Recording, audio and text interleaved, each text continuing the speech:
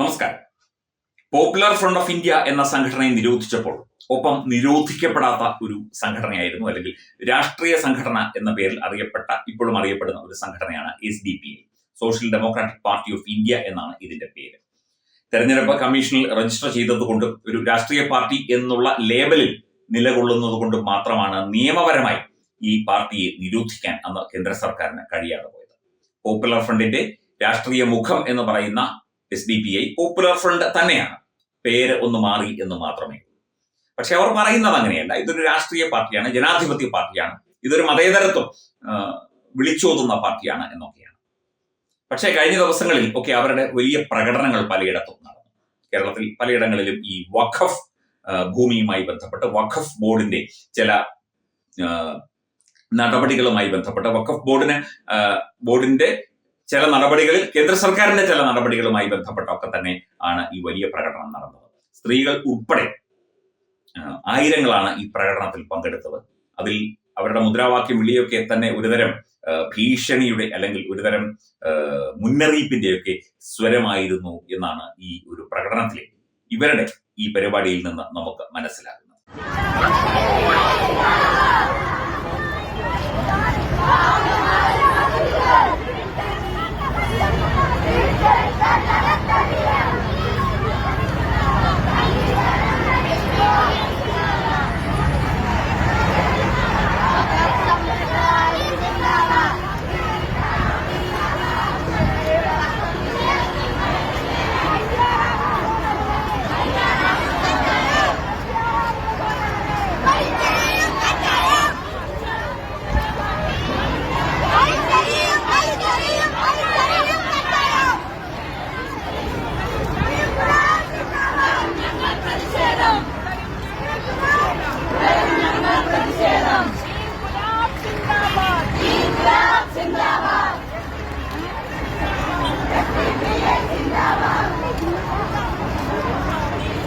തീർച്ചയായിട്ടും ഈ വഖഫ് വിഷയത്തിൽ കൃത്യമായ തീരുമാനവും കൃത്യമായ നടപടിയും എടുക്കാൻ കേന്ദ്ര സർക്കാരും അതുപോലെ തന്നെ കോടതിയും ഒക്കെ തന്നെ നേരിട്ട് ഇടപെടുന്നുണ്ട്. ഇപ്പൊ മുൻപത്തെ വിഷയമായാലും ശരി, ഇന്ത്യയിൽ ഒന്നാകെയുള്ള വഖഫ് ഭൂമി വിഷയത്തിലായാലും ശരി, ഈ വഖഫ് എന്ന് പറയുന്നത് തന്നെ അശാസ്ത്രീയമാണ്. ആരുടെയെങ്കിലും കയ്യിൽ നേരത്തെ ഉണ്ടായിരുന്നതൊക്കെ തന്നെ വഖഫ് ഭൂമിയാണ്, അതുകൊണ്ട് ഞങ്ങൾക്ക് വേണം, അല്ലെങ്കിൽ ഞങ്ങൾക്ക് ബിസിനസ് നടത്താൻ വേണം, അല്ലെങ്കിൽ ഞങ്ങൾക്ക് പള്ളി പണിയാൻ വേണം എന്നൊക്കെ പറയുന്നത് ഒന്നും നടക്കുന്ന കാര്യമല്ല, ഒരിക്കലും അംഗീകരിക്കാൻ പറ്റുന്ന കാര്യവുമല്ല.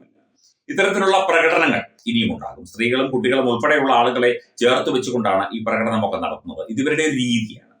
ഇത്തരത്തിലുള്ള മത തീവ്രവാദവുമായി ബന്ധപ്പെട്ട ആശയങ്ങൾ മുമ്പോട്ട് വെക്കുന്നവരുടെ ഒരു പൊതുരീതിയാണ് കുട്ടികളെ, സ്ത്രീകളെ ഉൾപ്പെടെയുള്ള ആളുകളെ, പെൺകുട്ടികളെയും ഒക്കെ ഉൾപ്പെടെ, അല്ലെങ്കിൽ പെൺകുട്ടികളെയും സ്ത്രീകളെയും ഒന്നും പുറത്തിറക്കാത്ത ഈ മതാചാരങ്ങൾ ഒക്കെ കൊണ്ടു നടക്കുന്ന ആളുകൾ ഈ ഒരു വിഷയമാകുമ്പോൾ അവരെയൊക്കെ തന്നെ പുറത്തിറക്കുന്നു.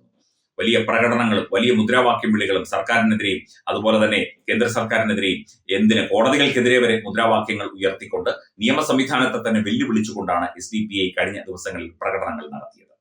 ഇതൊക്കെ ഇവിടെ പോലീസും മറ്റു കാര്യങ്ങളും ഒക്കെ നോക്കി നിൽക്കുകയായിരുന്നു. അവർ പ്രകടനത്തിലുള്ള അനുമതി വാങ്ങിയിട്ടുണ്ടാകാം, നമുക്കറിയില്ല.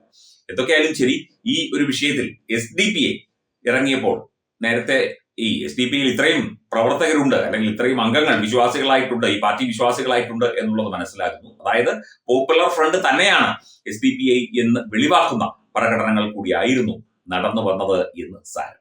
ഇനി ഇത് ഇവർ കൂടുതൽ രൂക്ഷമാക്കാനും, ഇത് കൂടുതൽ രൂക്ഷമായി പ്രശ്നങ്ങളും പ്രതിസന്ധികളും ഉണ്ടാകാനുമുള്ള സാധ്യത ഇന്റലിജൻസ് വീക്ഷിക്കുന്നുണ്ട്, കൃത്യമായി തന്നെ നിരീക്ഷിക്കുന്നുണ്ട്.